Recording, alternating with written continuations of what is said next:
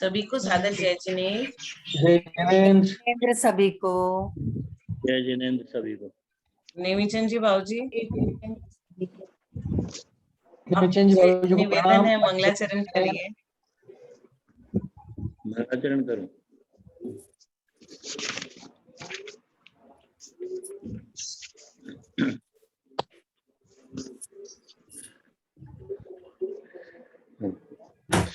ध्यान प्रचंडग्नि संदग्धाखिल कर्मकं वर्धमानं जिनं नत्वा पश्चिम तीर्थनायकं बालानां हितबुद्धयां प्रेरितोद्य यथागमं करोमि वर्णं किंचित कर्मणां हतसर्मणाम्। कल हमने 123 तक कर लिया था। 123 आज 124 से शुरू करते हैं। देश घाती किसे कहते हैं और ये कौन कौन से, यहाँ तक कल हमने पढ़ लिया था। आज सर्वघाती किसे कहते हैं और वे कौन कौन से, यहाँ से शुरू करते हैं। सर्वघाती जो आत्म गुणों को बिल्कुल ही प्रकट न होने दे उसे सर्वघाती कहते हैं।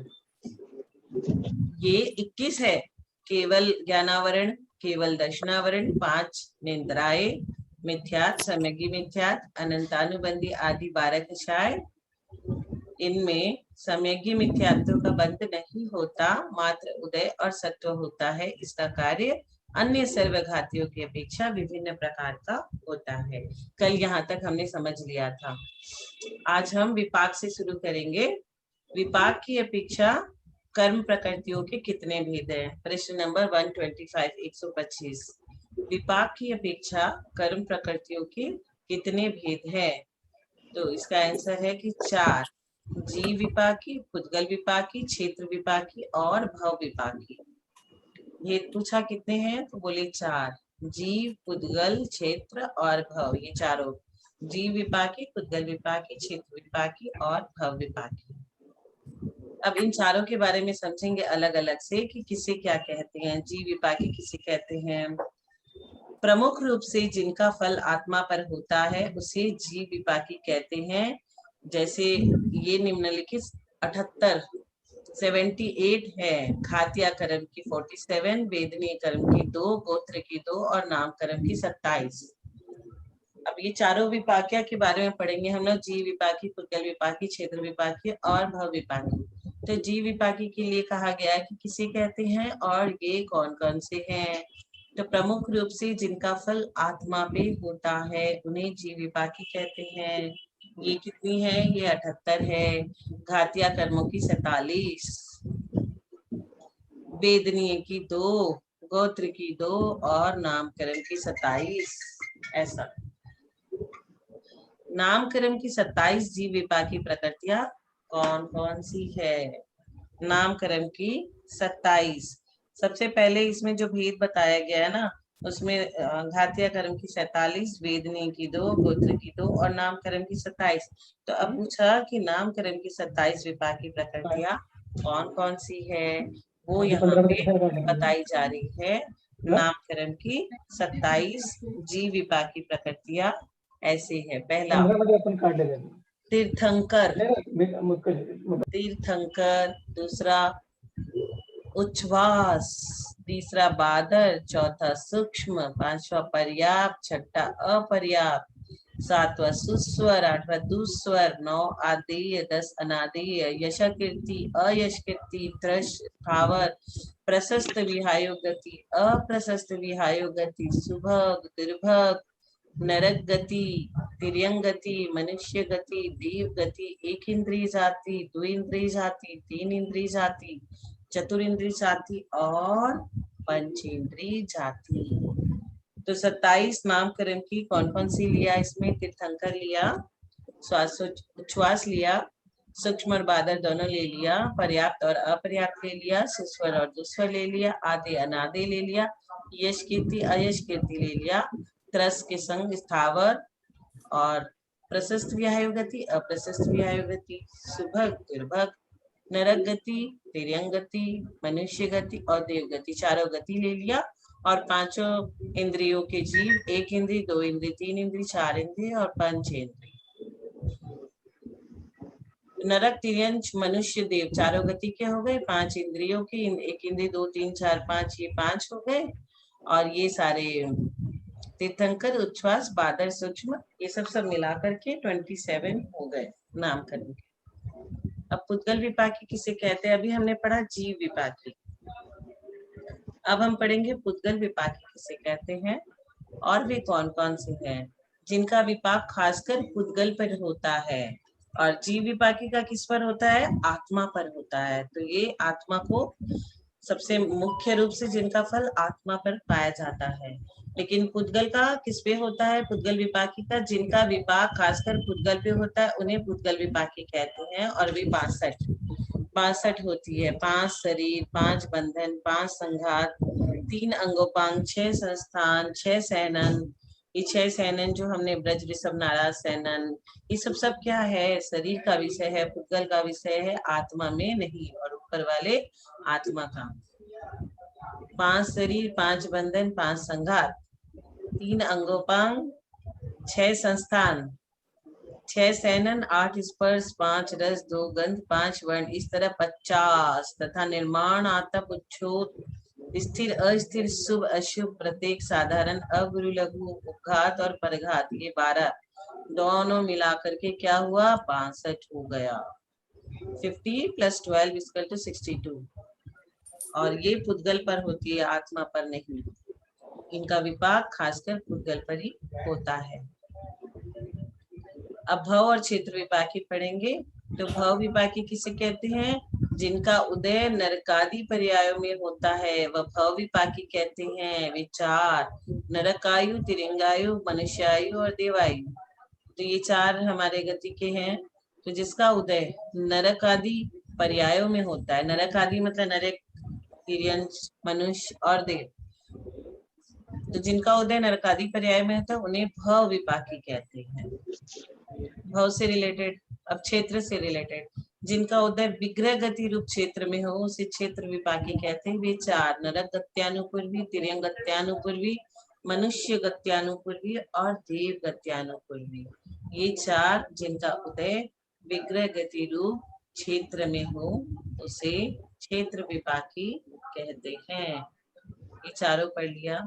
अब चारों विपाकी हो गए, जीव विपाकी, पुद्गल विपाकी, भव विपाकी और क्षेत्र विपाकी।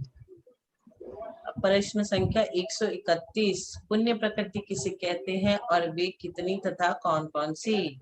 जिनके उदय से संसारी जीव सुख का अनुभव करते हैं उन्हें पुण्य प्रकृति कहते हैं। जिनके उदय से सुख होता है वो पुण्य प्रकृति है, और जिनके उदय से दुख होता है वो पाप प्रकृति है। तो प्रकृतियां कितनी होती है? पुण्य और पाप। तो अब हम पढ़ेंगे कि ये पुण्य प्रकृति किसे कहते हैं।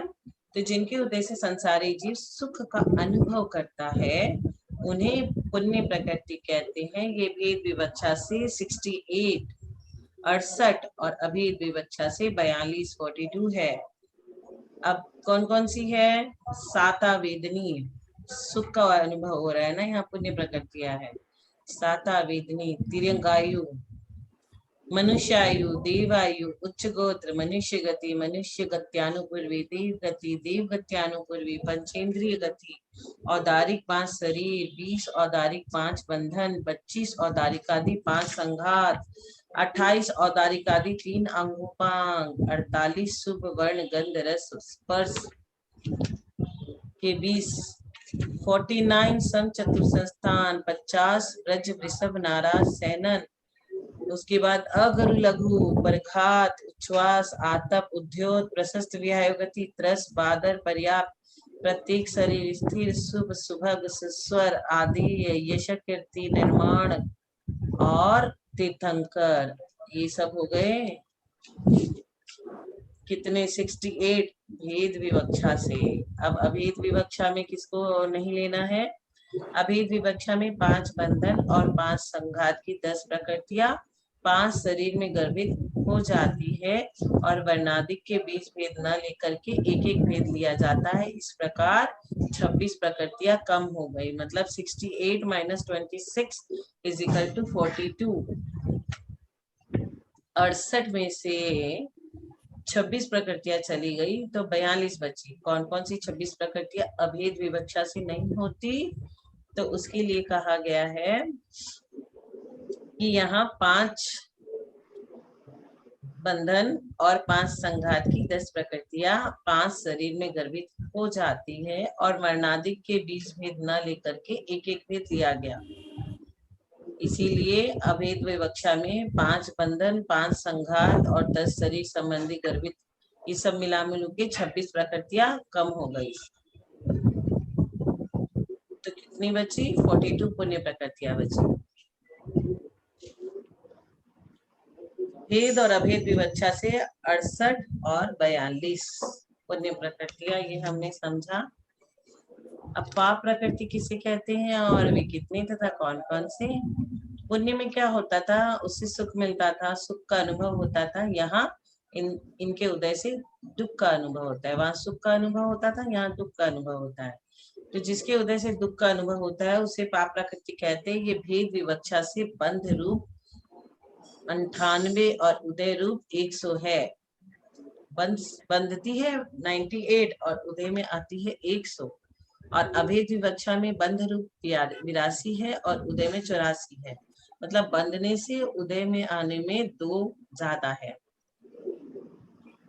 यथाघातिया कर्मों की 47, नीच गोत, असाथा वेदनी, नरकायु, नरक गति, नरक गत्यानुपूर्वी, तिर्यंग गति, तिर्यंग गत्यानुपूर्वी, एक इंद्रिय आदि 4 जाति, सम चतुरस्त्र को छोड़कर 5 संस्थान, ब्रज विषभ नारा सैनन को छोड़कर 5 सैनन, अशुभ वर्णादि के 20 उपघात, क्योंकि वो सब पुण्य में चले गए। अब ये हम पाप प्रकृतियां पढ़ रहे हैं। ब्रज ऋषभ नारा सैनन से तो तीर्थंकर प्रकृति का बंध होता है, वो इसमें नहीं आएगा। तो ब्रज ऋषभ नारा सैनन को छोड़ करके 5 सैनन इसमें आ जाएंगे। अशुभ वर्णादि के 20 उपघात, अप्रशस्त, विहायु गति, स्थावर, सूक्ष्म, अपर्याप्ति, साधारण, अस्थिर, अशुभ, दुर्भग, दुस्वर, अनादि, अयश कीर्ति, ये 100 पाप प्रकृतियां है। इसमें सम्यक मिथ्यात्व और सम्यक प्रकृति का बंध नहीं होता। किसका किसका नहीं होता? सम्यक मिथ्यात्व और सम्यक प्रकृति का बंध नहीं होता। सिर्फ मिथ्यात्व प्रकृति का बंध होता है। सम्यक्त के प्रभाव से मिथ्यात्व के 3 टुकड़े हो जाते हैं, पर इनकी सत्ता होती है तथा यथा समय उदय भी होता है। अतः बंध की अपेक्षा 98 और सत्व तथा उदय की अपेक्षा से 100 है। वर्णादि की 20 प्रकृतियां पुण्य और पाप दोनों रूप होती है, इसलिए दोनों में उसे शामिल किया जाता है। पुण्य प्रकृतियां और पाप प्रकृतियां हमने पढ़ा कि इसमें क्या क्या लिखा है।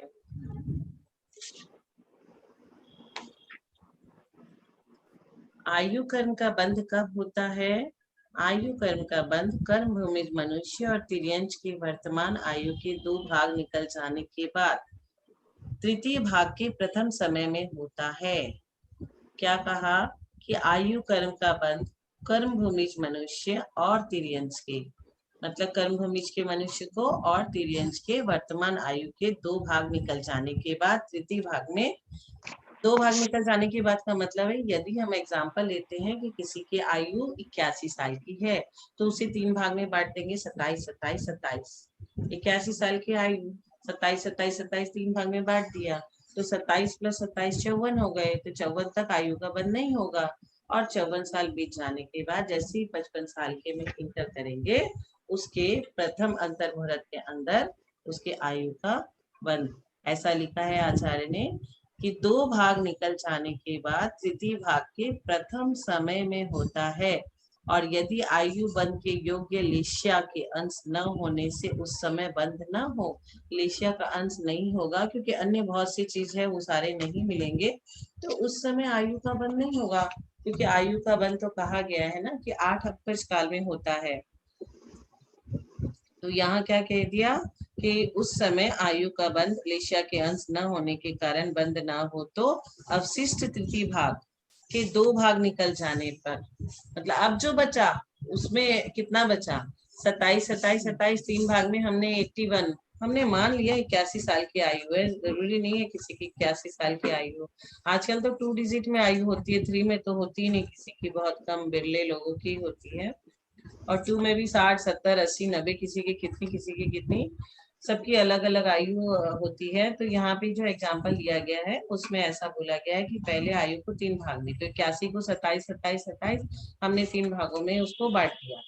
अब 27 27 54 में नहीं हुआ तो अब क्या होगा, 27 हाँ फिर 27 के 3 भाग करेंगे, 9 9 9, तो 9 18 9 तिया 27, कितने भाग हो गए 3, तो 9 9 18, तो 54 और 18 जोड़ देंगे क्योंकि उतना वर्ष तो हम जी लिए ना, 54 और 18 माने 72 वर्ष, 72 वर्ष हम जी चुके हैं। 72 वर्ष के बाद जैसे ही 73 में एंटर करेंगे फिर हमारे वो आएगा, आयु का अपकर्ष काल आएगा और लेशा वगैरह ये सब अनुकूल मिलने से हमारे आयु का बंद होगा। और उस समय अगर बंद हुआ था हमें 3 सागर का और इस समय बंद हुआ हमारे 2 सागर का, तो विच एवर इज हायर लेंगे हम लोग हमेशा, जो सबसे ज्यादा हाईएस्ट होती है उसे ही लेते हैं, लोएस्ट वाली को छोड़ देते हैं, क्योंकि कम वाली ज्यादा वाली में मिल जाती है और ज्यादा वाली ही मान्य होती है। तो इस तरह से हम लोग 8 बार करेंगे कि जो शेष बच जाएगा, जैसे अभी 27 में 9 9 9 किया, फिर 9 में 3 3 3 किया, फिर 3 में 1 1 1 किया, तो आप बोलोगे फिर 1 में कैसे करेंगे, अरे हमने तो एक श्वास में 8-10 बार, उसमें भी हम लोग ऐसे ही करते हैं एक श्वास में 8-10 बार, 18 बार जो जन्म लेता है ना, उसमें भी ऐसा ही होता है कि उसको 3 भाग में बांटो, फिर ऐसे ऐसे, क्योंकि वो वही फॉर्मूला वहां पे भी लगता है। तो इस प्रकार 8 अपकर्ष काल आएंगे, यदि इनमें बंद न हो तो वर्तमान आयु में जब असंक्षेपार्थ प्रमाण काल शेष रह जाएगा तब नियम से परभव संबंधी आयु का बंद हो जाएगा। इसमें क्या कहा, इसके बारे में नीचे एक्सप्लेनेशन में लिखा, यह बात खास ध्यान रखने योग्य है कि असंक्षेपात्वा काल आवली के संख्यात्वे भाग प्रमाण होता है, न कि असंख्यात्वे भाग प्रमाण। इसका मतलब है कि हम लोग का 8 अपकर्ष काल आया, लेकिन सारे में ऐसे हम लोग किए, उसको 3-3 भाग करते गए आयु के, और उसमें भी हमारे नहीं हुआ, तो हमारे मरण के समय में ये जो आवली शेष रह जाएगी, उसी समय हमारे आयु कर्म का बंद होगा। यदि इनमें बंद न हो तो वर्तमान आयु में जब असंक्षोपाध्याय प्रमाण काल शेष रह जाता है तब नियम से परभव संबंधी आयु का बंद होता है, और आयु का बंद हुए बिना किसी भी इंसान को दूसरी गति, दूसरा शरीर, दूसरा पर्याय नहीं मिलता। चाहे कुछ भी हो जाए उसको आयु का बंद होगा ही होगा, तभी वह उस शरीर को छोड़ेगा। तो ये काम इतना कम समय में और इतना फास्ट होता है ना कि मरते समय में फिर इसका काम हो जाता है, आयु के बंद हो जाते हैं। देव और नारकियों के वर्तमान आयु में 6 मास शेष रहने पर 8 अपकर्ष काल होते हैं।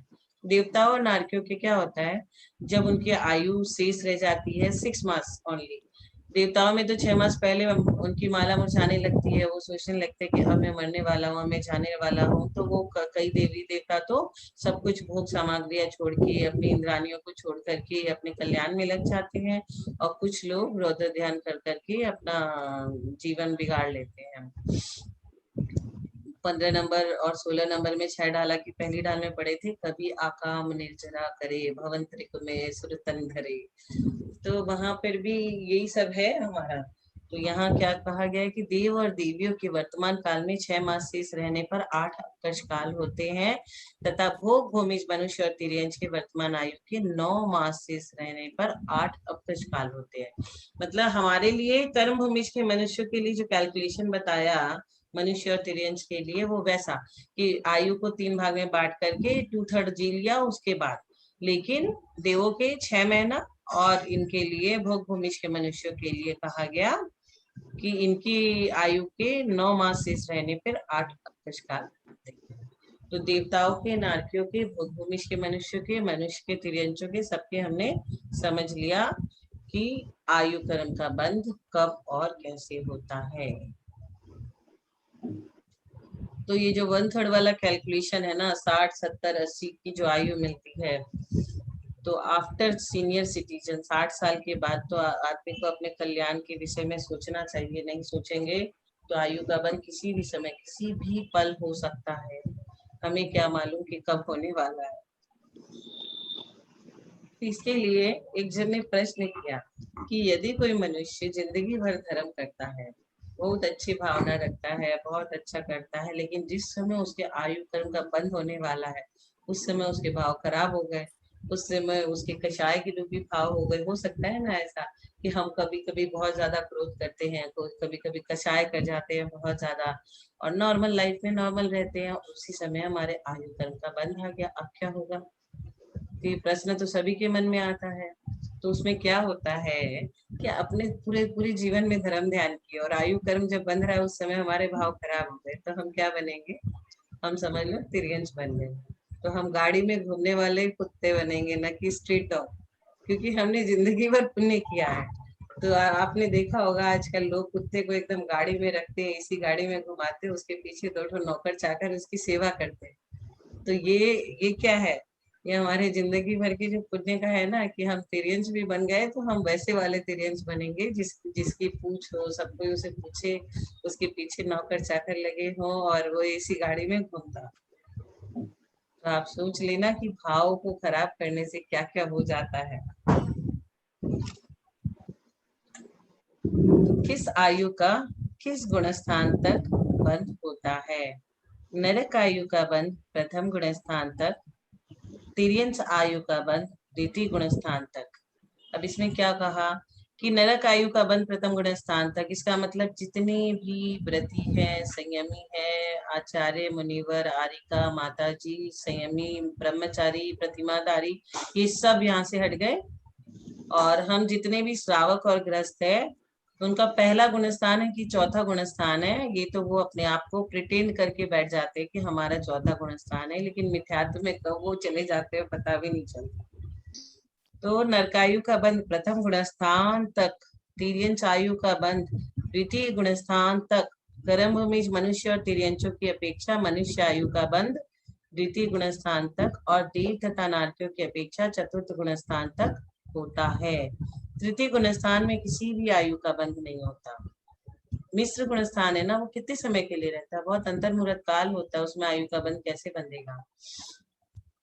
तिर्यंच के चतुर्थ और पंचम गुणस्थान में तथा मनुष्य के चतुर्थ से सप्तम गुणस्थान तक देवायु का ही बंध होता है। क्या कहा? मनुष्य के चतुर्थ से सप्तम गुणस्थान तक। अगर मनुष्य सच में चतुर्थ गुणस्थान में है, सच में सम्यक दृष्टि जीव है, चतुर्थ गुणस्थान में है, तो चतुर्थ से सप्तम गुणस्थान तक देवायु का ही बंध होगा। अष्टमादि गुणस्थान में आयु कर्म का बंध नहीं होता। तद्भव मोक्षगामी जीव के आयु कर्म का बंध नहीं होता, वो तो उसी भाव से मोक्ष जाने वाला है। अब आयु कर्म का बंध करके क्या करेगा? अब तो उसको कुछ नहीं होगा। तद्भव मोक्षगामी जीव। दीदी सोनो दीदी, हाँ। सम्यक दर्शन वाले कहाँ कहाँ नहीं जाते, वो कितना अच्छा वर्णन है ना। एक बार सम्यक दृष्टि जीव हो गया तो उसको कितने सारे टल जाता है, नरक, तिर्यंच गति, और ये तुम्हारे श्री गति, श्री पर्याय में नहीं आता, फिर वो ये नहीं बनता, नपुंसक नहीं बनता, बहुत सारा है ना। सम्यक दर्शन शुद्धा, ये वाली गाथा है रत्नकर्ण श्रावकाचार्य। एकदम एकदम। हाँ, तो बहुत सारी चीजें टल जाती है सम्यक दर्शन होने के बाद। बहुत सारी चीजें अपने को प्राप्त ही नहीं होती, सीधे फिर देवगति में या उच्च कुलों में, नीच कुल से भी बचते हैं, नीच कुल से भी बचते हैं, उच्च गोत्र मिलेगा, सब अच्छा अच्छा ही मिलता है, अच्छे अच्छे पद, ये सब सम्यक दर्शन की देन है। तो हमें तो अपने आप को हर समय मिथ्यात्व में तो नहीं आ गए, उसको ही टेस्टिंग करते रहना चाहिए। जैसे अभी लोग करते हैं क्या, कोरोना की टेस्टिंग करो, फीवर तो नहीं आ गया ना किसी को, वैसे ही हमें अपनी टेस्टिंग करनी है। हम मिथ्यात्व में तो नहीं चले गए ना।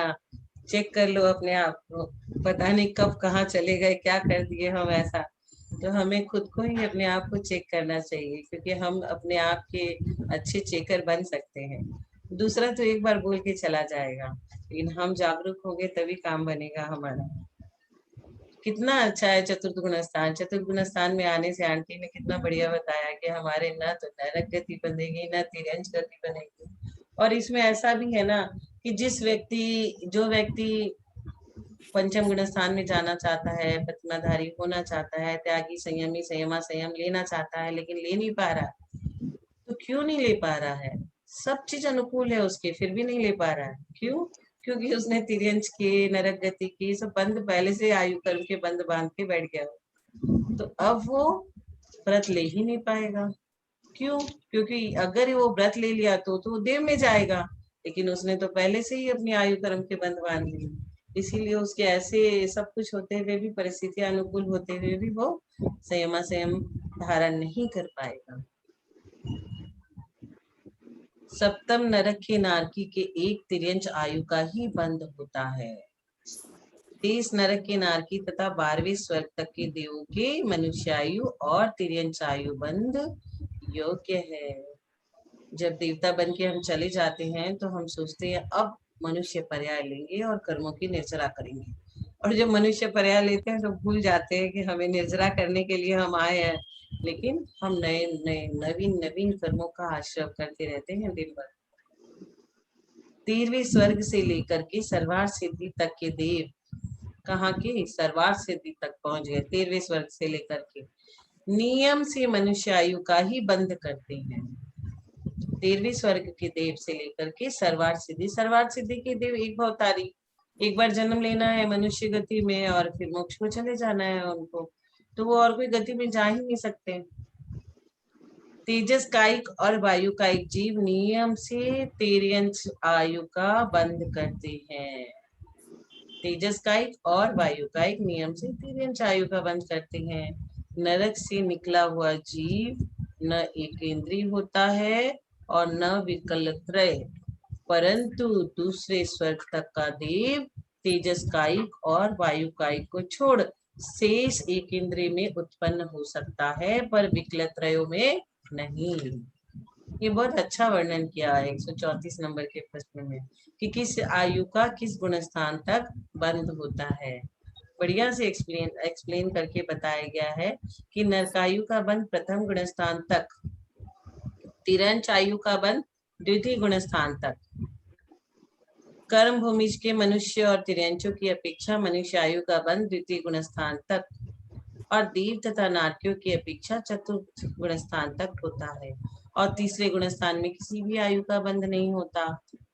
तिर्यंच के चतुर्थ और पंचम गुण स्थान में तथा मनुष्य के चतुर्थ से सप्तम, तिर्यंच के कौन कौन से गुण स्थान हो सकते हैं? मतलब तिर्यंच भी पंचम गुण स्थान वर्ती होते हैं, संयम गुण स्थान। भगवान महावीर स्वामी ने सिंह के पर्याय में सब कुछ त्याग दिया था।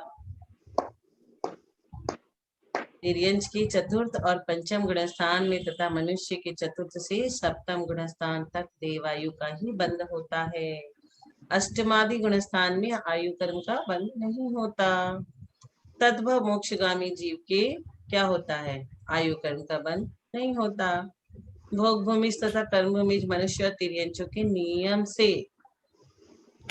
भोग भूमि तथा कर्म भूमि मनुष्य और तिर्यंच के नियम से देवायु का बंध होता है। सप्तम नरक के नारकी के एक तिर्यंच आयु का ही बंध होता है। सप्तम नरक में कोई जाएगा फिर वो तिर्यंच ही बनेगा, और शेष नरक के नारकियों तथा 12 स्वर्ग तक के देवों के और बाकी के जो है ना, वो मनुष्य आयु और तिर्यंच आयु बंध योग है। पता है आपको जो अभी नरक में है कौन? राजा श्रेणी का जीव।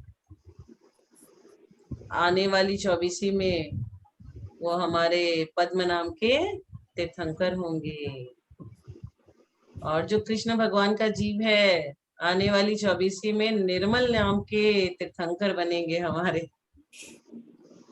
तो अभी वो सब जो वहां है वो सब यहाँ आकर मनुष्य बनकर ये ऐसे ऐसे उनका कल्याण होगा। 13वें स्वर्ग से लेकर सर्वार्थ सिद्धि तक के देव नियम से मनुष्य आयु का ही बंद करते हैं, और तेजस कायिक और वायु कायिक जीव नियम से तिर्यक आयु का बंद करते हैं।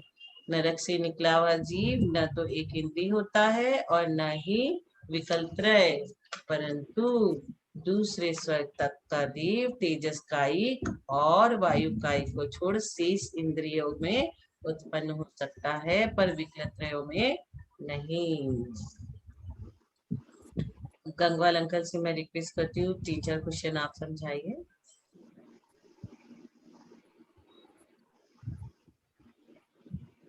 जय जिनेन्द्र। प्रश्न नंबर 135। एक साथ एक जीव के कितने कर्मों का बंध होता है? आयु कर्म का बंध प्रत्येक समय न होकर त्रिभाग में होता है, अतः प्रत्येक समय शेष 7 कर्मों का बंध होता है, पर त्रिभाग के समय आयु का बंध होने से 8 कर्मों का बंध होता है। मोह कर्म का बंध नवम गुणस्थान तक ही होता है। मोह कर्म का बंध नवम गुणस्थान तक ही होता है, अतः दशम गुणस्थान में मोह और आयु को छोड़कर शेष 6 कर्मों का बंध होता है। दशम गुणस्थान में मोह और आयु को छोड़कर शेष 6 कर्मों का बंध होता है, और 11, 12, 13 इन 3 गुणस्थानों में एक सातावेद्य का ही बंध होता है। इस प्रकार 8, 7, 6 और 1 कर्म का बंध होता है। जब एक साथ 8 कर्म का बंध हो सकता है जब आयु कर्म का बंध होगा। एक साथ 7 कर्म का बंध होता है जब आयु कर्म का बंध नहीं होता है और बाकी कर्म का बंध होता है। एक साथ 6 कर्म का बंध कब होता है? दशम गुणस्थान में। और 11वें 12वें गुणस्थान में 11, 12, 13 गुणस्थान में सिर्फ 1 कर्म का बंध होता है, क्योंकि बाकी सारे कर्मों के बंध वहां बंद हो जाते हैं। तो एक कर्म मतलब मोहनीय कर्म का बंध होता है, विद्य कर्म का, साता विद्य कर्म का बंध होता है। 6 मतलब आयु और मोह, ये 2 कर्म का बंध कब हो गया तो बाकी 6 कर्म हो गए। 7 मतलब आयु छोड़कर बाकी, और 8 मतलब पूरे कर्म। उत्तर प्रकृतियों में सप्रतिपक्ष प्रकृतियों के बंध की व्यवस्था क्या है?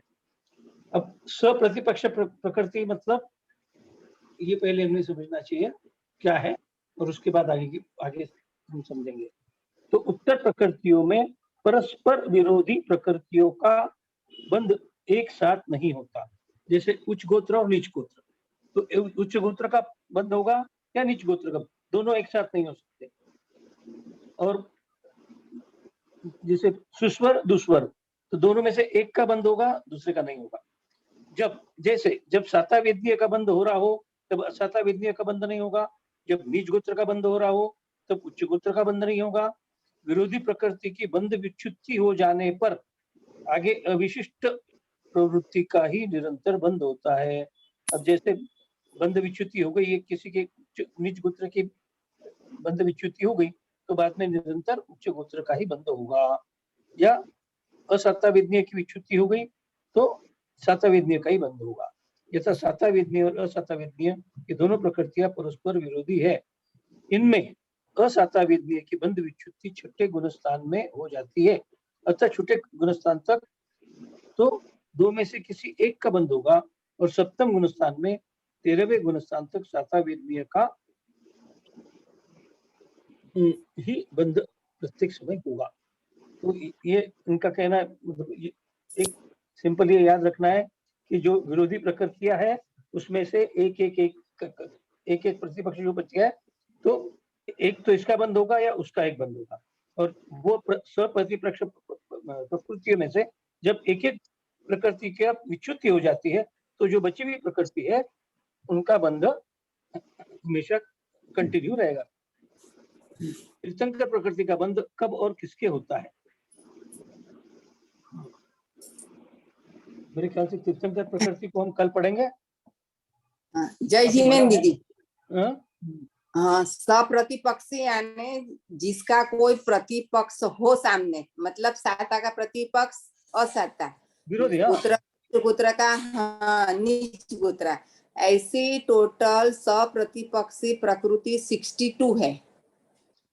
इसमें नहीं लिखा है लेकिन ये कर्मकांड में आगे आएगा। हाँ, आगे आएगा कर्मकांड में 62 है सप्रतिपक्षी प्रकृति।